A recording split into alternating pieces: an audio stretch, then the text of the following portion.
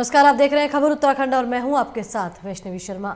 खबर उत्तराखंड में सबसे पहले बात करेंगे देहरादून की, जहां देहरादून में कांग्रेस कार्यकर्ताओं ने बीजेपी सरकार का पुतला फूंका और नारेबाजी करते हुए अपना आक्रोश व्यक्त किया। आपको बता दें कि किसानों के विरुद्ध की जा रही कार्रवाई और लगातार बढ़ती महंगाई के विरोध में कांग्रेस कार्यकर्ताओं ने प्रदर्शन किया है। वहीं कांग्रेस कार्यकर्ताओं ने कहा कि देश का अन्नदाता पिछले कई दिनों से भारी ठंड और बारिश के बीच सड़कों पर आंदोलन कर रहा है, लेकिन सरकार अपनी हट से बाज नहीं आ रही है। और जहां पर बीजेपी शासित राज्य है वहां पर किसानों के खिलाफ कार्रवाई की जा रही है और अन्नदाता को परेशान किया जा रहा है। देश में लगातार महंगाई बढ़ती जा रही है, जिससे आम जनजीवन अस्त व्यस्त हो गया है, लेकिन सरकार इसकी कोई सुध नहीं ले रही है।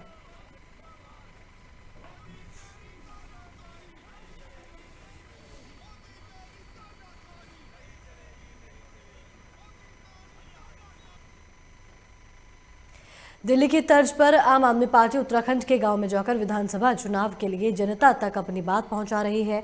आम आदमी पार्टी ने घर घर जाकर कैंपेन शुरू कर दिया है। वहीं विकास नगर के ढकरानी गांव में आम आदमी पार्टी पदाधिकारी और कार्यकर्ताओं ने जनता को आह्वान करते हुए कहा कि दिल्ली की तर्ज पर अगर उत्तराखंड में सरकार बनती है तो उत्तराखंड में भी 24 घंटे बिजली रहेगी, 200 यूनिट बिजली फ्री, और दिल्ली की तर्ज पर हर मोहल्ले में मोहल्ला क्लिनिक, सरकारी अस्पतालों को प्राइवेट अस्पतालों से ज़्यादा अच्छा कर दिया जाएगा। जनता के लिए पूरा ट्रीटमेंट फ्री कर लिया जाएगा। उत्तराखंड के हर गली मोहल्ले के सड़कों को ठीक करा दिया जाएगा और आम आदमी पार्टी उत्तराखंड में 70 सीटों पर चुनाव लड़ेगी। साथ ही जनता का सहयोग रहा तो सरकार भी बनाएगी। हर आम आदमी को जागरूक करने के लिए कैंपेन का वो चलाया है और इस बार हम उत्तराखंड में केजरीवाल जी ने चुनाव 70 के 70 विधानसभा लड़ने के लिए हमको अगेंस्ट किया है। और ये कैंपेन का मतलब ये समझ लो कि हर व्यक्ति को इसके दिल्ली में जो काम हुआ है माननीय केजरीवाल जी का, वही उत्तराखंड में होगा। इस बैन का यही उद्देश्य है। जो सदस्य अभियान चला है उसमें हमारे कई हज़ार अभी सदस्य बन चुके हैं और हमें इस बैन की सदस्यता कम से कम 45 दिन का हमारे पास समय है।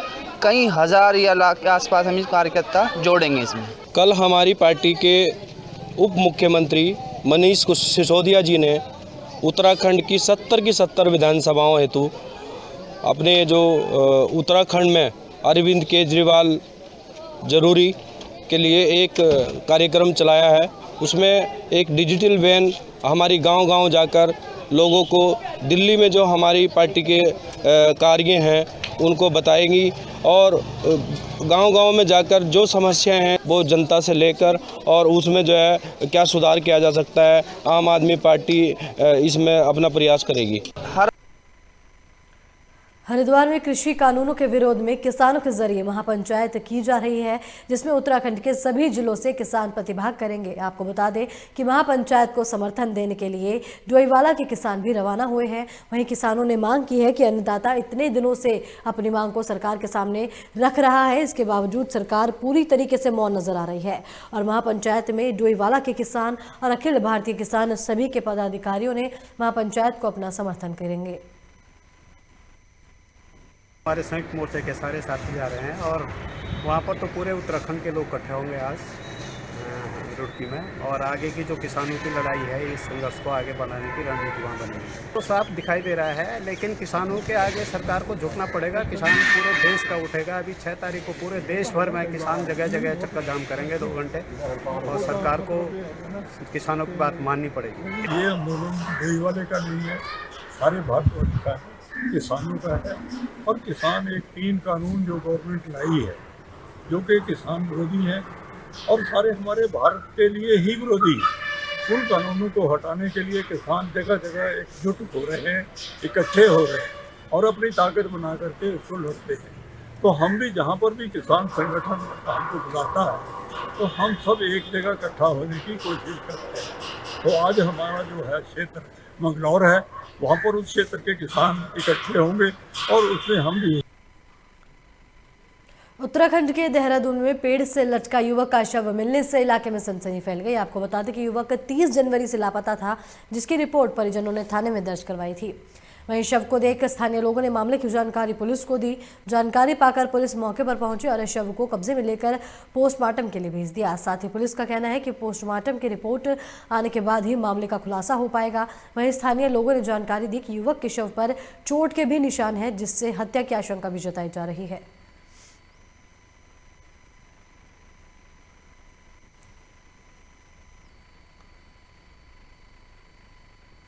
हरिद्वार में महाकुंभ का आयोजन होने जा रहा है, जिसको लेकर हरिद्वार में कई जगह की दीवारों पर आकर्षित पेंटिंग बनाने का काम चल रहा है, जिससे हरिद्वार में आने वाले श्रद्धालुओं को भारत की संस्कृति के बारे में पता चले।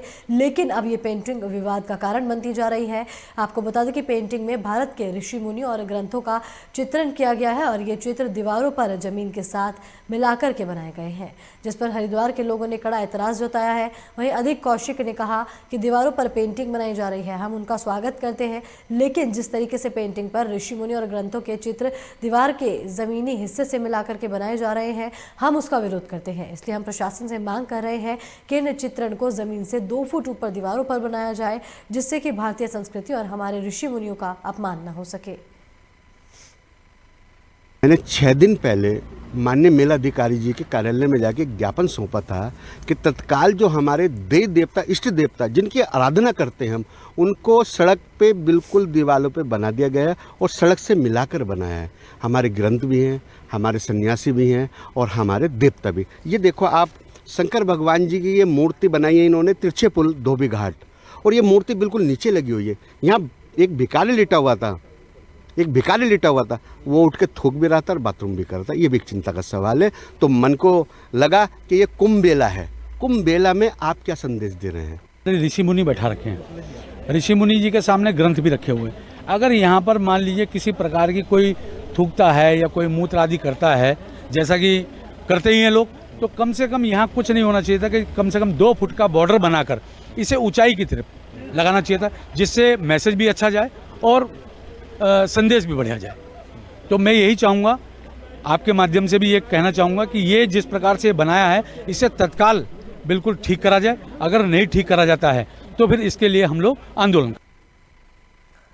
और इसी बीच बड़ी खबर लक्सर से है। आपको बता दें कि लक्सर में बदमाशों के हौसले लगातार बुलंद होते नजर आ रहे हैं। आपको बता दें कि दिन दहाड़े बदमाशों ने फाइनेंस कर्मी को अपना शिकार बना लिया, जिसके बाद तमंचे के बल पर बदमाशों ने लाखों की लूट को अंजाम दिया है। इस वक्त की बड़ी और अहम जानकारी आपको लक्सर से दे रहे हैं, जहां बताया जा रहा है कि बदमाशों के हौसले लगातार बुलंद हो रहे हैं। आपको बता दें कि पुलिस का जो खौफ है वो बदमाशों में नहीं नजर आ रहा है, जिसके बाद बताया जा रहा है कि दिन दहाड़े बदमाशों ने फाइनेंस कर्मी को अपना शिकार बनाकर तमंचे के बल पे फाइनेंस कर्मी से लाखों की लूट को अंजाम दिया है, जिसके बाद आनन फानन में मामले की जानकारी जो है वो पुलिस को दी गई। आपको बता दें कि जानकारी पाकर पुलिस मौके पर पहुंची, जिसके बाद पुलिस मामले को लेकर जांच कर रही है।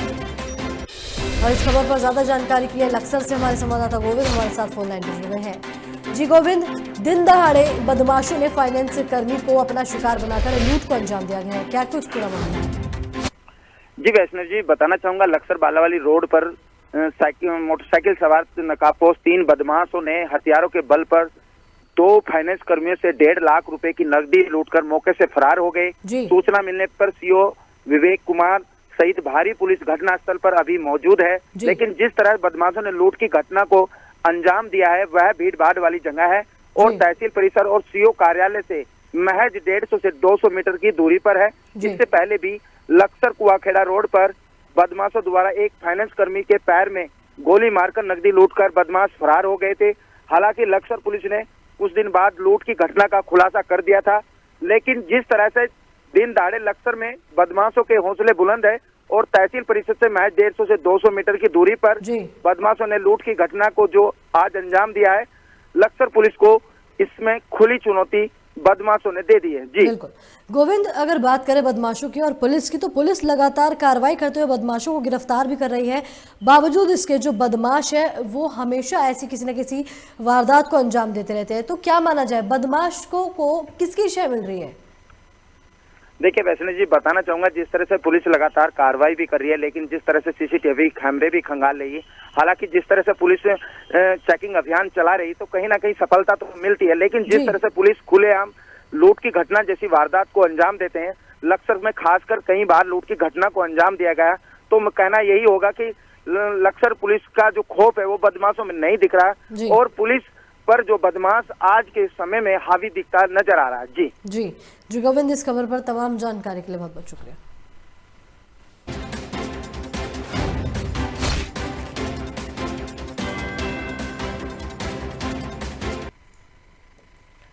काशीपुर में आम आदमी पार्टी के राष्ट्रीय संयोजक दिल्ली के मुख्यमंत्री अरविंद केजरीवाल के कैंपेन जागो उत्तराखंड कार्यक्रम के तहत आप पार्टी के उत्तराखंड प्रभारी और दिल्ली के संगम विहार विधायक दिनेश मोहिया ने कुमाऊं मंडल की 24 विधानसभा क्षेत्रों के लिए एलईडी लगी 29 प्रचार वाहनों को हरी झंडी दिखाकर रवाना किया। ये प्रचार बैन कुमाऊं मंडल के हर गांव और हर घर तक जाकर आम आदमी पार्टी के संदेश को जनता तक पहुंचाएगी।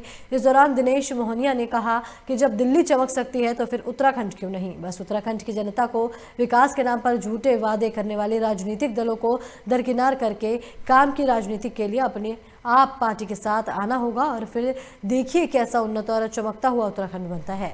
उन्होंने कहा कि जनता ने आप पार्टी की सरकार बनाई तो प्रदेश के सुदूरवर्ती हर गांव और ब्लॉक तक बिजली, पानी, सड़क, शिक्षा, चिकित्सा और रोजगार पहुंचेगा। साथ ही कहा कि प्रदेश के वासियों को फ्री में बिजली और पानी भी मिलेगी। देखिए, आम आदमी पार्टी ने जिस तरीके से कहा था कि 2022 के चुनावों को हम पूरी ताकत के साथ, पूरी मेहनत के साथ लड़ने जा रहे हैं और उसी कड़ी में आज ये कुमाऊं की जो गाड़ियां इनका रवानगी यहाँ से हुई है और हमारा ये कहना है कि जिस तरीके से ये कैंपेन जो हम लॉन्च कर रहे हैं उत्तराखंड में भी केजरीवाल, इसका मकसद है कि जो जो चीज़ें, जो जो विचार केजरीवाल जी ने दिल्ली में दिए हैं वो विचार उत्तराखंड के प्रत्येक गाँव तक, प्रत्येक कस्बे तक पहुँचे। काशीपुर महानगर कांग्रेस अध्यक्ष संदीप सहगल के नेतृत्व में कांग्रेसी पदाधिकारी और कार्यकर्ताओं ने महाराणा प्रताप चौक पर एकत्रित हुए। कांग्रेसियों ने इस दौरान केंद्र और राज्य की बीजेपी सरकार के खिलाफ नारेबाजी करते हुए पुतला दहन किया। वहीं महानगर कांग्रेस अध्यक्ष संदीप सहगल ने कहा कि देश का अन्नदाता सड़कों पर है, ऐसे में हम सरकार से ये कहना चाहते हैं कि सरकार नए कृषि कानून वापस ले और किसानों से राय लेने के बाद कृषि कानूनों को बनाया जाए। साथ ही उन्होंने कहा कि समाज का हर तबका परेशान और त्रस्त है। वहीं बजट पर बोलते हुए उन्होंने कहा कि सरकार ने चुनावी बजट पेश किया है और ये बजट एक तरह से चुनावी घोषणा पत्र है।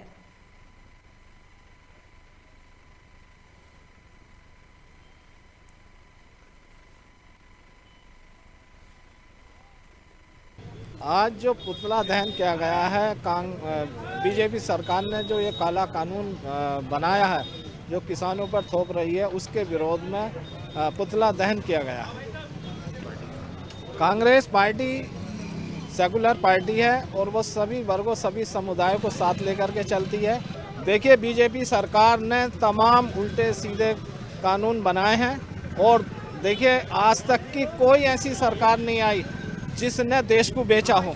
इन्होंने रेलवे बेच दिया, हवाई सेवा बेच दी और LIC बेच दी। जो आय के स्रोत थे वो इन्होंने बेच दिए। अब इनका निशाना जो है किसानी पर है। पहले तीन कृषि बिल हैं और हमारे किसान भाई जो देश का अन्नदाता है वो सड़कों पर है इस कड़कड़ाती ठंड में।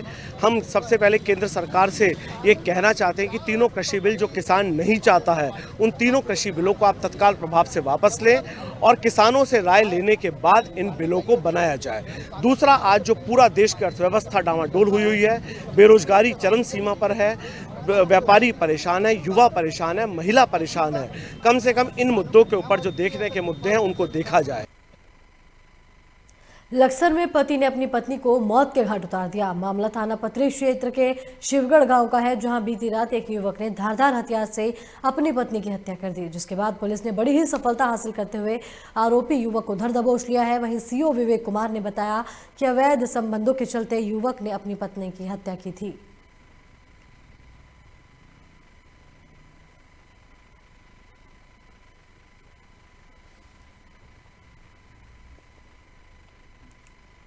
लक्सर में व्यापार मंडल ने रेलवे स्टेशन अधीक्षक को रेल मंडल प्रबंधक के नाम पर ट्रेन के ठहराव को लेकर ज्ञापन सौंपा। आपको बता दें कि व्यापार मंडल के कई कार्यकर्ताओं ने रेलवे स्टेशन अधीक्षक के माध्यम से मंडल आयुक्त को ट्रेनों के ठहराव की मांग की है। वहीं व्यापार मंडल के अध्यक्ष मनोज वर्मा ने बताया कि दैनिक मजदूरों और आम लोगों को ट्रेनों में ठहराव ना होने से काफ़ी दिक्कतों का सामना करना पड़ रहा है।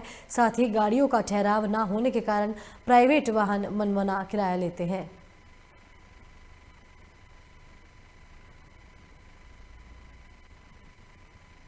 प्रकरण ये है, लोकल ट्रेनें जो कोरोना काल से अब तक बंद पड़ी हैं, उन ट्रेनों को चलाने के माध्यम से हमने डीआरएम साहब को स्टेशन अधीक्षक के माध्यम से ज्ञापन दिया है। और टिकट विंडो खिड़की खुलनी चाहिए। जब लगभग ट्रेनें चल भी रही हैं और महाकुंभ का आयोजन भी हो चुका है, तो महाकुंभ के आयोजन को सफल बनाने के लिए ट्रेनों का चलना बहुत ज़रूरी है। और स्थानीय जनता, क्षेत्रीय जनता के ऊपर बहुत बड़ा इसका फ़ायदा होगा।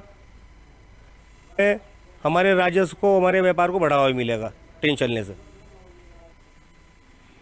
व्यापार मंडल द्वारा जो ज्ञापन दिया गया है वो मैंने ले लिया है और इसको शीघ्र ही मंडल कार्यालय को भेज दिया जाएगा और जो कार्रवाई मंडल कार्यालय से होगी वो आपको सूचित कर दी जाएगी। तो कुछ गाड़ियों का रोकने के संबंध में दिया हुआ है, कोई डाइवर्टिंग लाइन की गाड़ियां हैं, बाईपास की गाड़ियां हैं, उन गाड़ियों को इधर लाने के लिए दिया हुआ है। और जो रिजर्वेशन का होता है। लक्सर में शुगर मिल में खड़े ट्रक में अचानक आग लगने का मामला सामने आया है, जहां मौके पर अफरा तफरी मच गई। वहीं शुगर मिल कर्मचारियों ने बमुश्किल ट्रक की आग पर काबू पाया। बताया जा रहा है कि शुगर मिल में देर रात गन्ने की खोई से भरे हुए ट्रक के आगे हिस्से में अचानक आग लग गई। साथ ही आग से ट्रक का अगला हिस्सा जलकर राख हो गया। वहीं समय रहते शुगर मिल कर्मचारियों ने आग पर काबू पा लिया। ट्रक में लगी आग की सूचना पाते ही मौके पर फायर ब्रिगेड की गाड़ियां भी पहुंची। वहीं फायर ब्रिगेड कर्मियों के जरिए ट्रक के अगले हिस्से को अच्छे से चेक किया गया। साथ ही फायर ब्रिगेड अधिकारी मेहताब अली ने बताया कि ट्रक के इंजन में शॉर्ट सर्किट से आग लगी थी, जिसको समय रहते पूरी तरीके से बुझा दिया गया है। ये सक्सेना जी हैं, एजीएम शुगर मिल लक्सर के, उनके द्वारा फ़ोन किया गया था कि लक्सर मिल में जो है खड़े एक ट्रक में आग लगी है। इसकी सूचना पे हम 2 फायर टैंकर लेके तुरंत घटनास्थल पे मौजूद हुए और यहाँ पर देखा कि आग जो है इनके कर्मचारियों, जो सुरक्षा कर्मचारियों द्वारा जो है बुझा रहे थे। तो हम लोगों ने भी आगे इसको आग को पूरी तरीके से कंट्रोल कर लिया है और आग पूर्ण रूप से बुझा दी गई है। ट्रक के सिर्फ केबल में नुकसान हुआ है, बाकी जो वैगास था उसमें भरा हुआ, उसमें आग को लगने से रोक दिया, नहीं तो बहुत बड़ी दुर्घटना हो सकती है। मंगलौर में अतिक्रमण हटाओ अभियान चलाया जा रहा है, जहां नगर पालिका की टीम ने बाजार सहित शहर के अन्य क्षेत्रों से अतिक्रमण हटाने का काम किया। आपको बता दें कि डिप्टी कलेक्टर के आदेश के बाद नगर पालिका परिषद ने बाजार से अतिक्रमण हटाया। दरअसल व्यापारियों के जरिए बाजार में अवैध अतिक्रमण किया जा रहा था, जिसके चलते ग्राहकों को बाजार में आने जाने के लिए काफ़ी मशक्कत करनी पड़ती थी। वहीं डिप्टी कलेक्टर नंदन कुमार ने बताया कि लगातार अतिक्रमण को लेकर शिकायतें मिल रही थी, जिसके बाद अतिक्रमण हटाओ अभियान चलाया गया।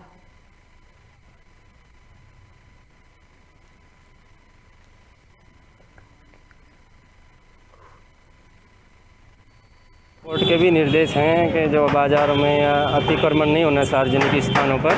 तो इसी क्रम में अधिशासी अधिकारी द्वारा श्री नंदन कुमार जी IAS हैं, ट्रेनी हैं हमारे यहाँ, उन्होंने निर्देश दिया था कि अब बाज़ार में अतिक्रमण जो अभियान है उसको शुरू किया जाए। तो उसी अभियान को जारी रखते हुए आज हमने ये प्रोग्राम शुरू किया है, अभियान चलाया है। जो भी अतिक्रमण में है इन सबको हटाया है और कल से हम इन लोगों को सूचना दे रहे थे। मामला हमारे संज्ञान में आ रहा था कि जो मंगलौर मेन बाज़ार है वहाँ पे काफ़ी ज़्यादा अतिक्रमण है और जो आम जनमानस है उनका आने जाने में बहुत समस्या होती थी, गाड़ियों का आना जाना में बहुत अवरोध था। इसलिए राजस्व विभाग एवं नगर पालिका की ओर से ये इंक्रोचमेंट रिमूवल ड्राइव चली है। इसमें पहले लोगों को बता दिया गया था, अनाउंसमेंट करा दिया गया था नगर पालिका की तरफ से कि इंक्रोचमेंट हटाने का ड्राइव चलेगा और अगर वो खुद से हटा लें, उसके बाद आज से ये कार्रवाई शुरू हुई है। भविष्य में भी ये हम सुनिश्चित करेंगे कि जो नगर पालिका में मंगलौर मेन बाज़ार का जो मेन बाज़ार है वो आम जनता के लिए चलने में सुचारू हो और इंक्रोचमेंट ना हो।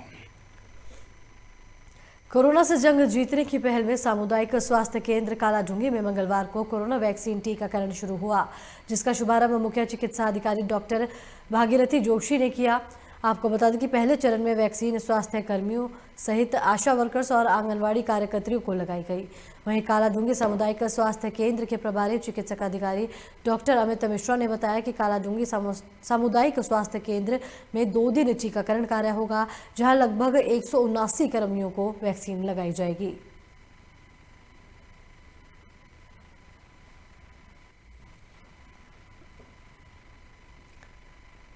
रुड़की में व्यापार मंडल के पदाधिकारियों ने प्रेस वार्ता का आयोजन किया, जहां नए व्यापार मंडल का गठन हो सकता है। चुनाव लड़ रहे प्रत्याशियों और मंडल के पदाधिकारियों ने जिले की टीम के खिलाफ मोर्चा खोल दिया है। साथ ही मांग की गई है कि जिले के पदाधिकारियों का चयन भी मंडल की तरह चुनावी प्रक्रिया से ही किया जाना चाहिए, जिसके साथ ही चुनाव में धांधली का आरोप लगाकर पारदर्शिता बरतने की मांग की गई है। इस दौरान उन्होंने जिलाध्यक्ष के इस्तीफे की मांग भी की है। वहीं अध्यक्ष अरविंद कश्यप ने कहा कि वोटर लिस्ट में बड़ी गड़बड़ी कुछ प्रत्याशियों का लाभ पहुंचाने के लिए जानबूझकर की गई है। उन्होंने कहा कि जिलाध्यक्ष का चुनाव भी मतदान के बाद होना चाहिए और अब जिलाध्यक्ष सौरभ भूषण पर गंभीर आरोप लगे हैं। नैतिकता के आधार पर उन्हें इस्तीफा दे देना चाहिए। मंडल के चुनाव होने जा रहे हैं 7 तारीख को। उस बारे में हमारी सभी ने जो 7 लोगों में वोट डालने वालों में भी और चुनाव लड़ने वालों में बहुत अच्छा चल रहा था। जब से हमारे पास लिस्ट आई है कि जो जाली वोटें बनाई गई, भाई एक व्यापारी को विपक्ष होके इलेक्शन क्यों नहीं लड़ने दिया जा रहा? क्यों अपना घर बैठे हुए कि उसको जो जीत जाएगा वो हार। सितारगंज में बार एसोसिएशन के जरिए काम का बहिष्कार करने का मामला सामने आया है। बताया जा रहा है कि बार सदस्य राहुल भारद्वाज के साथ मारपीट की गई थी, जिसको लेकर पुलिस ने दोनों पक्षों के खिलाफ एफआईआर दर्ज कर दी थी।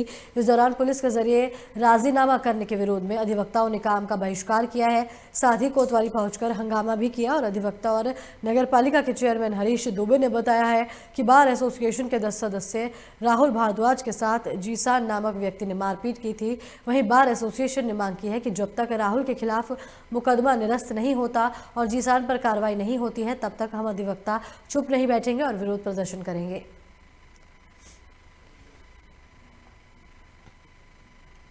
थाना जो है सितारगंज का दबाव में काम करता है।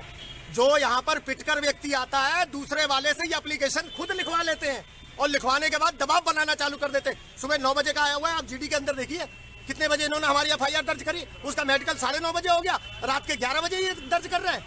इस तरीके से थाने को चलाएंगे भाई, ये तो हद हो गई। पहले जनता के साथ ऐसा करते थे, अब वकीलों के साथ ऐसा करने लग गए हैं। ठीक है, फिर इनकी भी पुलिस फोर्स है, हमारे पास भी अधिवक्ता है, हम नहीं करेंगे काम। यहाँ से हम अपने पूरे जिले के अंदर वकील इसका प्रोटेस्ट करेगा, पूरे जिले के अंदर इसका वकील प्रोटेस्ट करेगा। ये थाने का रवैया बिल्कुल बंद होना चाहिए, गलत रवैया कर। टिहरी में जिलाधिकारी ईवा आशीष श्रीवास्तव ने कोठी कॉलोनी पहुंचकर झील महोत्सव 2021 की तैयारियों का स्थलीय निरीक्षण किया। इस दौरान उन्होंने गंगा आरती स्थल, मुख्य पंडाल, स्टेज, स्टॉल सहित खेल गतिविधियों के लिए चिन्हित भूमि का निरीक्षण किया। वहीं निरीक्षण के दौरान जिलाधिकारी ने कहा कि इस बार साहसिक खेल गतिविधियों में आर्मी, बीएसएफ और आईटीबीपी के जरिए भी प्रतिभाग किया जा रहा है, जो कि बिल्कुल नया और अद्भुत कॉन्सेप्ट है। उन्होंने कहा कि महोत्सव को नेचुरल लुक दिए जाने का भी प्रयास किया जा रहा है, जिसके चलते मुख्य पंडाल, स्टेज, प्रवेश द्वार में बुरांश के फूलों से सजाया जाएगा। वहीं पहाड़ की अद्भुत संस्कृति को विश्व पटल पर दर्शन और लाने के लिए एक नए कॉन्सेप्ट पर कार्य करने जा रहे हैं, जिसके चलते पहाड़ी शैली के घर बनाकर गांव की पूरी संस्कृति और वेशभूषा को दर्शाया जाएगा।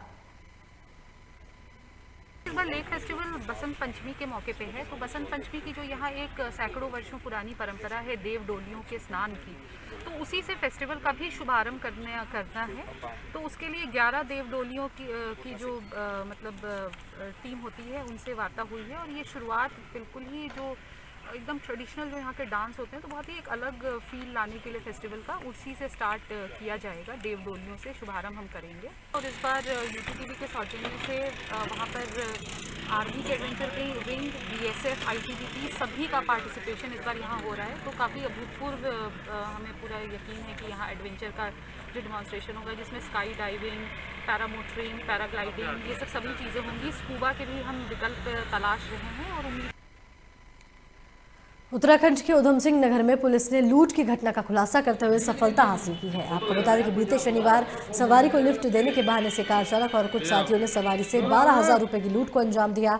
वहीं मामले की जानकारी मिलते ही एसएसपी ममता बोरा ने 2 टीमों का गठन किया। साथ ही 50 सीसीटीवी कैमरे की फुटेज को बारीकी से देखा। वहीं सीसीटीवी की मदद से पुलिस ने आरोपी को गिरफ्तार कर आरोपी के पास से लूटे हुए 12,000 रुपए बरामद कर लिए। साथ ही घटना में प्रयुक्त गाड़ी को भी सीज कर दिया गया।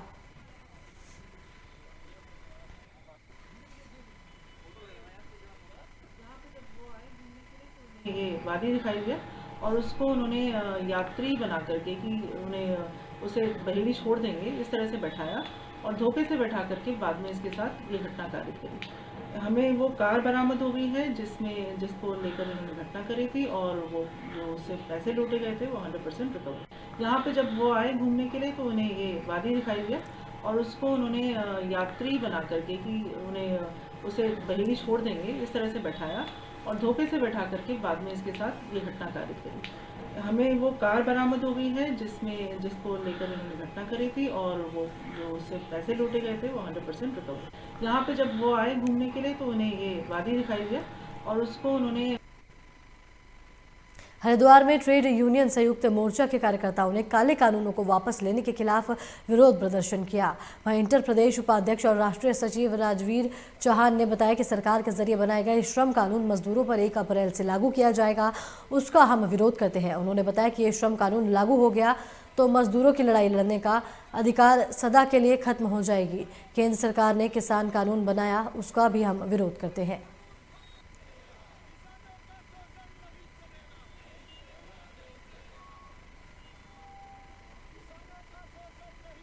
लेकिन सरकार ने कोई छूट नहीं दी, कोई मुरब्बत नहीं करी और उन्होंने श्रम कानून को पलट दिया। 44 श्रम कानून को 4 कानून में तब्दील करके हमारे पैरों पे कुल्हाड़ी चलाने का एकदम शुरुआत कर दिया है और अप्रैल से वो एक नया उसका फॉर्मेट लाएंगे और लागू करेंगे। अगर ये लागू होता है तो तमाम श्रमिक मजदूर बंधुआ हो जाएगा। 12 घंटे का काम जो अभी आप देख रहे हैं सिडकुल में, फिर भी जो प्राइवेट सेक्टर में मजदूर काम कर रहे हैं वो 12 घंटे काम ले रहे हैं। लालकुआ के ग्रामीण क्षेत्रों में जंगली जानवरों के घुसने की बढ़ती घटनाओं पर वन विभाग सतर्क नजर आ रहा है। वहीं जंगली जानवरों को रोकने के लिए वन विभाग हर संभव प्रयास कर रहे हैं। साथ ही वन संरक्षण जीवन चंद्र पांडे ने बताया कि ग्रामीण क्षेत्रों में आए दिन जंगली जानवरों के घुसने की सूचना पर वन विभाग को मिलती है, जिसको रोकने के लिए वन विभाग की टीम तुरंत मौके पर पहुंचकर ठोस कार्रवाई करती रहती है।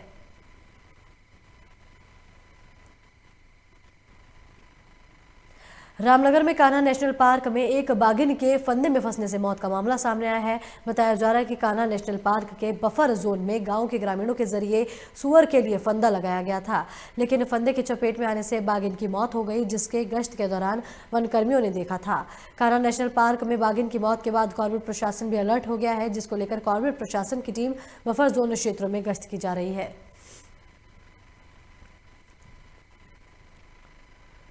इसी के साथ इस बुलेटिन में फिलहाल इतना ही। बाकी की तमाम खबरों के लिए देखते रहिए लोकमंच। नमस्कार।